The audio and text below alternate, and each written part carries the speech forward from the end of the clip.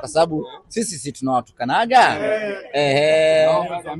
kwa wenyewe waje sasa, waje wazodoe. Umeona yule naye kakosaje pale? Wewe ndio kocha ule, utaambia uondoke. Mimi ndio kocha na nitanyoa upara kufana na Selemani Matola. Kaka, sisi tumedhamiria ubaya mno kwenye hii mechi. Kwa hiyo wale ambao watakuwepo hapa nyumbani, mashabiki, wachezaji wa Simba, tutawaalika kwa ajili ya kuja kuona na wenyewe namna ambavyo mashabiki wanaowasapoti na wao wakawasapoti hivi sasa. Chasambiaje pale Amike bwana.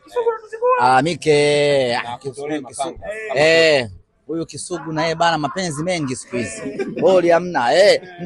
Ndio sisi tunasemaga tukiwa jukwani. Kisugu katumwa. Kwa hiyo sasa Kisugu katumwa. Lazima waseme hivyo. Kwa ni wakati wao sasa na sisi kuja kutuzodoa.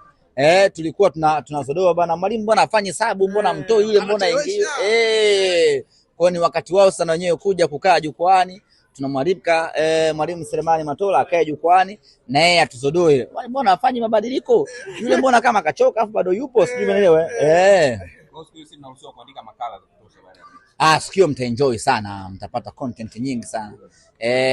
Bana Zala amenipigia amesema hataki kuwa kipa. Yeye ni Bajabera. Amepostpone. Nikamwambia hata kipa nisingekupa kabisa. Sisi asubuhi tumekutana na Ali akasema amempigia. Hakuna tukwambie. Zala hawezi kudaka chini yetu sisi. Yaani watu wapige mbali. Kama anataka adake Zala, tuweke magoli madogo. Sisi kwa upande wetu tuweke goli dogo adake hapo Zala. Lakini magoli makubwa wala KMC watu wapige mbali hivyo. Hiyo. Wakati tumedhamiria ubaya ubwela. Sisi tumedhamiria kana. Tutawafunga nyingi. Tutawafunga nyingi. Tuwezi kuacha salama. Sawa, asante. Vile